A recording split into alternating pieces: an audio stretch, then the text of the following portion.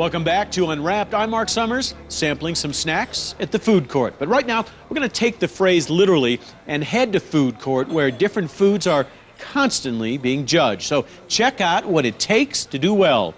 Order in the court. Although this isn't a court of law, these judges have the final word on what tastes good. At American Culinary Chef's Best, we taste thousands of products. Every day we're judging, and as of right now, I think our award is on over 1,500 products.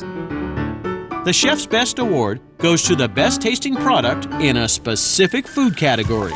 And the whole point is to help time-starved consumers select from the 35,000 products found in a typical grocery store.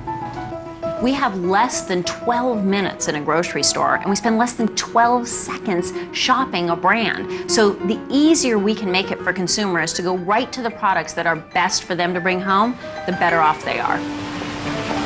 Since the 1980s at the American Culinary Chef's Best in San Francisco, California, different foods are judged every day by a rotating panel of more than 60 master tasters. To become a professional master taster here, you have to be first a professional chef, and then you have to be trained to connect the palate to the brain and understand what goes on in a flavor and how it works. And because this is an independent organization, these judges take their work seriously enough to hide their identities from the public. We have a proprietary process that is secured and is absolutely protected from outside influences.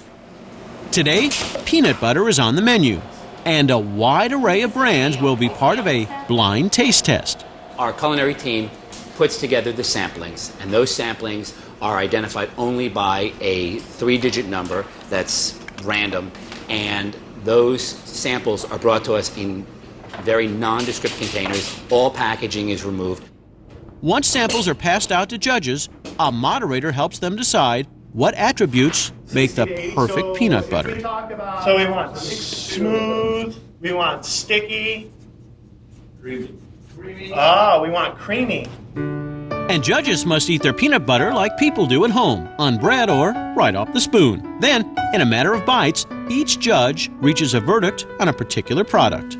They'll get enough to have 2, 3, maybe 4 bites of each one, which is adequate, because when you're trained to be a master taster, you can really pick out all the different flavor nuances within 1 or 2 bites. It's also important for judges to figure out flavor quickly to avoid what's called palate fatigue. Palate fatigue is when your palate literally gets tired from tasting too many foods at one time.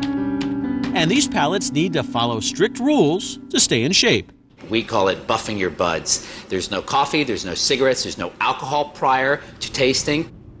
Finally, judges fill out data forms and cast a secret ballot to vote for their favorite peanut butter. But it's not always such a smooth ride. Sometimes it's a sticky proposition.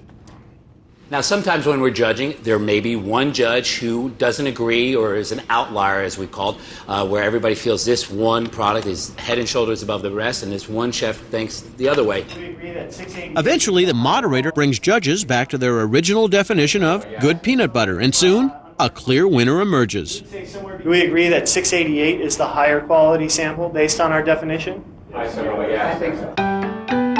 Drum roll, please. The Chef's Best Award for peanut butter goes to Skippy. And at the end of the day, all this taste testing serves an educational purpose.